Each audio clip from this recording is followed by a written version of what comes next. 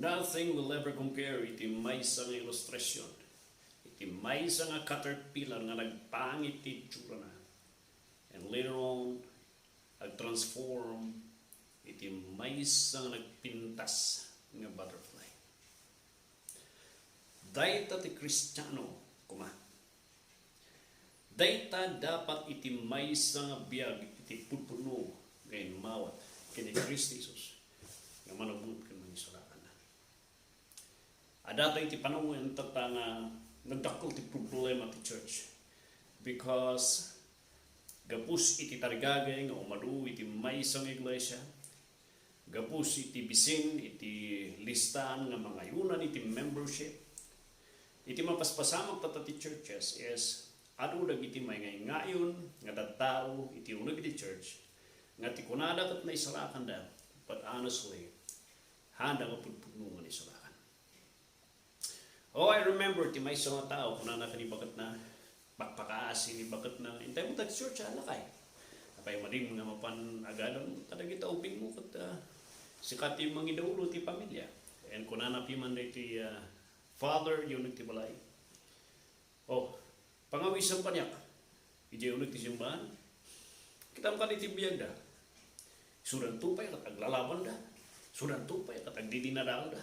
Siya, piyapay ti biyag ko, takunak nga, hanak nga kastakan niya da, kanang mga gatatindar nga kanang iti dinumingo. Nung kita mo ti biyag ko, diferensya nga dakkel kanya da. Baka kinino karkaro nga mapanak dito simbahan, alisan na kini nga agbaling nga, kanak mo ti kadwak, oray haanan. Dayta ti testimonya ti churches tata. In the thousands iti profession nga naibagang inawatan ni Kristo Jesus, it seems there is a problem nga awan iti change in life. A tragedy nga mapaspasamak tata nga mauy-uyaw iti kinakristyano nga magtagtag ay iti kinapagaan ng naduma gapusta agpaiso tatuwa ng kananda naduma may mayat ng biyag ng kapapagano nurag iti kristyano tigpagano amuda nga sakit ti kadwada dagito ko natin nga kristyano nga dagito amuda nga banuron ti kadwada ada ti importansya ti kadwada isakit ta dagiti babasit di matagtagi basit ti kadwada nga kristyano kat hamo makita ta dahil ti dakkel nga problema iti kristyano iti churches. There seems to be an identification ng bagada nga kristyano da, but actually the standard is of Diyos bumagsak da nga hada kadi nga pudpudno nga kristyano. Isu na ito iti rason nga mapanpansin nyo, masapul nga usigan tayo, eksaminan tayo no sino ti pudpudno nga naisalakan, sino ti pudpudno nga mawat, sino ti pudpudno nga nagbabawi, sino ti pudpudno nga ada iti pamilya ti Diyos kananak ti Diyos. Ta adda ti pangilasinan, adda ti bininsana. Han nga magbalik nga punang nga naisalakan ka, nga maawat ti pangilasinan. Isurita ti maysa nga dadagsan ni Hesus Kristo. Iti umadadu nga sumulsulot kanya na, maminano kat dismayan na isuda. Talagang ba nga disidido kayo nga sumulot kanya, kita niyo to pa iti pagtuluga kat tipungan ko kat bato. Nagpanunod kayo. And maramdama, madismaya ti aluhan na nga agpakpaka. Siya kayo nga puman panaw, kayo nga puman panaw. Tikadon nga ibaga ni Kristo Jesus. Di John chapter 6. Kung na nagtidisip po na, da kayo nga eh. Baka kahit yung ti sumurot ka niya da. Ada kayo, nawaya kayo nga agpanunod. No kahit yung ti sumurot nga tumalikod ka niya. There seems to be an understanding iti panunod ni Kristo Jesus. Nga that is Christianity. He fully understands nga ano ti agprofess. And yet, iti pudpudno kadi kat manmanulaan. Ado ti may ibaga nga isuda kat pudpudno nga anak ti Dios. But in truth kat haan na kadi nga pudpudno. Iti Acts chapter 2 chapter 3. Acts chapter 3 verse 19. Kunana dito eh. Repent therefore and be converted that your sins may be blotted out, so the times of refreshing may come from the presence of the Lord. Kuna ti sao ti Apo dito eh, kuna iti alipan ti Apo ni Pedro, kahit yung kani nga mapakawan ti baso niya. Kahit yung kani nga makita no talaga nga pudpudno nga naisalakan kayo, nga napakawan iti baso niya. Ada ti pangilasina. Ada ti pangbasaran. Di mo na nga pagbasaran, katay pa nagbabawi dati basol na. Nagbabawi ka kadi iti basol. Well, no ko natin nga repentance kat na sa change of mind. Have you changed iti mind mo concerning iti basol? Kat nga sa nakitam ka dito bagi nga managbasol ka. Nga awan pulos na sayat nga aramidam ti sangwanan iti Dios iso nga in mind ni Kristo Jesus ta nakita mo haan mo kaya nga isalakan ti bagim nga ti mangisalakan lang nga indaton ni Dios nga tinagboluntaryuan ni Kristo Jesus ti akim kaya nga mga ramin diay. Have you changed your mind concerning iti basol iti panagkitam ti bagim that you are a sinner nga madusa ka may sina ka ti sangwanan iti Dios? Have you ever changed your mind that you can never save yourself even by becoming so religious? By becoming the most best nga klase di panagyan. By having that kind of life nga kunang makayay ti sangwanan iti Dios. That is not enough. Have you changed that mind that nothing in the power iti hands mo, that in the power of your goodness, that in the power ti kinasayat iti biyag mo kat haan nga umanay di jay nga mangisalakan kanya. We need a perfect sacrifice. And have you changed your mind nga ni Jesus Kristo Jesus lang? Have you changed your mind about niya po Diyos? That God is also not a loving God, but He is also, kung natin nga, haan lang nga, ayat isuna, but He is also a holy God. And that is the very reason why we need to be saved. Because haan tayo nga mabalin nga makikadwa iti nasantuan, nalinis nga ti Dios nga mangdubos ay ti basol nga haan na nga mabalin nga itolerate nga ipalubos na nga bibiyag ti basol. Have you changed the mind? That is repentance. To repent, to change the mind. And sinilpuan na rito kung na dyan, and be converted. How can I know, Pastor? Kung ano siguro, Pastor, nagbabawi ako. In karara ko, in-express ko. That's nice. Well, how can you validate kasat no nga mapanak na kam that you have really repented of your sins? That is, dahil hindi pumasukan iti conversion. The change of your actions. The repentance, it is a change iti mind. Iti conversion, it is the change. It is the change of where you are going. It is the change of direction. Ini cannot emphasize the at musupurtaran nga when it comes to repentance, God is telling us how lang the mind, even your life will be affected. The repentance, it is an inward action, inward event. The conversion is the outward expression, the inward, genuine repentance. A man who has really repented iti basol na, kat makita iti panagbiag kat iti panagkukuti na. Adda tinagdumana, titurong tibiyag na. Pastor, kasi gaya mo jay. Ano tinangibaga nga nagkararaga? Nagsangit na pa namingga na lang ijay. There, inga na lang changed lang dyan, na-informed na lang. Naging knowledgeable na lang ti situation na, but there is no changing the direction.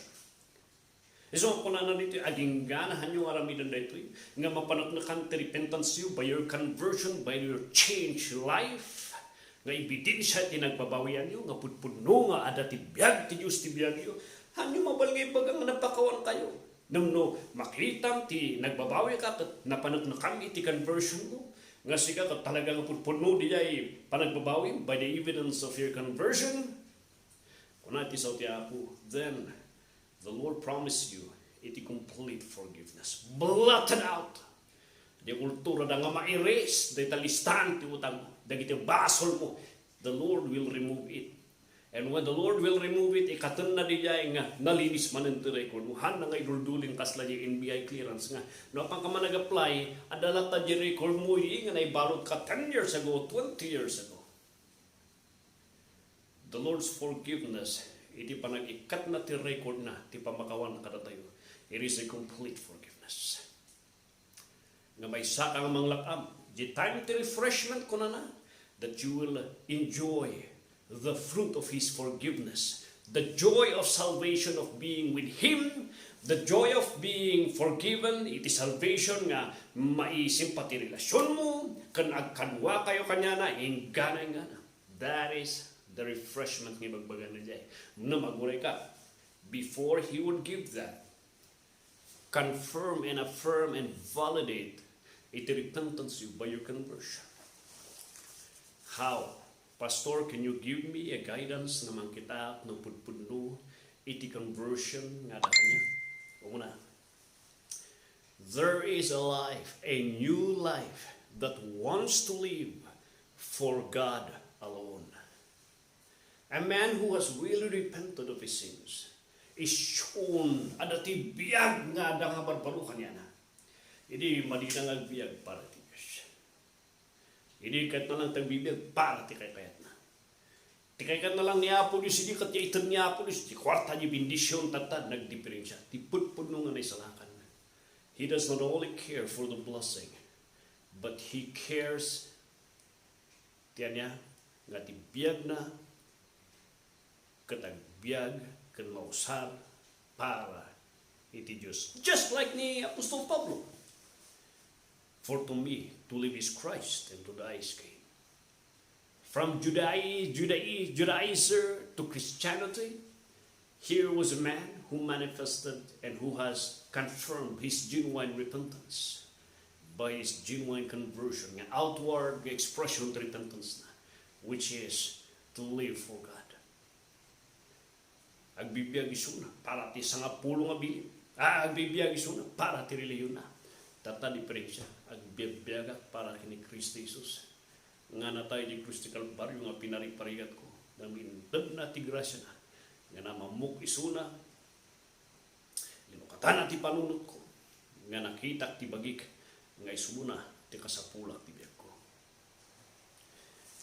A life, second, a life that likes and that desires to live before God. Itatay di intention, ada ti barong intention ng agbiag para iti Diyos. Tata iti present nga sitwasyon na ada yi idi katagbibiyag isuna la ti para kanya lang tatagan. Iti raramidam nga gito kahit kung maitad iti panakaidayaw iti Diyos. Iti sangwanan iti Diyos. Whether I eat or drink or whatsoever I do, I give God the glory of God. And that is a mind, iti pudpudno, nga nagbabawi, which is proven and confirmed by his genuine conversion. A desire, a biyag, a new desire from God. Iti unag iti puso na that desires to live before God.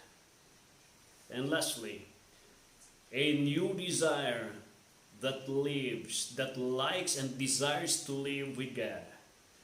Nga aday ti unag na. First, it is a desire to live for God. Ada kanya na. The second, it is a desire to live before God. Tisangon niya po at makayayo tayo ng raramido na. Tata, it is a desire that lives. Itinunag iti puso na. It is a desire that desires to live with God, and it is burning within Him. The desire to fellowship with God. So read the word of the Bible. Ngayon kat pasap tati tapno mayat tibiyag ko adalah tati sukat na. Tatagat diferensya. Whether He would bless me or not, I will do this because I'm very sure it glorifies Him. I want to have fellowship with Him. Uray trabaho kita, adak kita garden, adak di eskwela, I like to talk with my God. Adak di paradaan, adak di jay, uray jay, adak di yung nagtilugan, or whatever I'm doing right now, ada di puso kong panunod niya. Lord, consistent ye fellowship mo kanya. And not only that, but the desires also. The longing to be with Christ in eternity and for eternity. Nanunutang man ni Chimpo, there is an excitement in the life mo. the excitement after this life, it will be worth it all. Because ada tayo iti sangwanan ti Diyos. Dijay iti diferensya. Dijay iti biyag nga na-convert. Kung iti may isa nga tao, kini Charles Haddon Spurgeon, Mr. Spurgeon, kita ang di may isa ka di nga membro, ibagbaga na kat isuna kat may isa nga convert mo, nam kita ang kadi nagsapang artok isuna. Kanya nga iti may baga mi dyan, Mr. Spurgeon, pastor. Ayan, kung ni Spurgeon kanya na, kanya pa nga iti expectana. I expect more, the more worst kanya na. Apa nga pastor? It is because it is not Christ that converted him. It is me. Sino tinang convert kanya? Ni Kristo Jesus kadi or di tao? So nga awanan di tao kat awanan ti panagbalbalo ti biyag mo. Awanan di pastor nga di kat awan panagbalbalo ti biyag mo. Apa nga awanan? It is because tinairamutan na iti conversion mo kat di pastor mo, di tao haan nga ni Hesus Kristo. No ni Kristo tinairamutan na tipuon na deta nga conversion. Aday ba? Uray no sino kung manung nga tawan. Ada di agtuloy nga tarigagay. Gapos tatipuon na iti pamatim kathaan nga tao nagpatingga. No di kat ni Kristo Jesus. Iso nga kayo nga punayo nga inawat ni Kristo Jesus 20 years ago, 10 years ago, 15 years ago. Are you still moving on? And yet, titestimonyo, ay, da kami ti ang people ni pastor ini, da kami ti kastoy, da kami ti active, da kami ti kastoy. Ada ti baga para kayo. Examine nyo man ti bagbagyo. Baka ang kayo nga pudpudlo nga nagbabawi. Tinang-convert kada kayo kat jay pastor, jay tao, jay uncle, jay auntie, haan nga ni Kristo. So nga tatangawan dan, pimanaw dan, into sang kawadyo. Maid kayo, maid interes. Maid gaganay gayan ay sumurot ka na po. Sapay, tatinang convert ka na kayo. Kathaan nga ti si bibiyag nga mangisalakan. Nudi kat tao. Examinam ti conversion mo. Examinam ti repentance mo. Babad dahil nga conversion. Kapsat. Niya po ti mangitid kanyang ti sirip nga makitang ti bagim ti sawanan.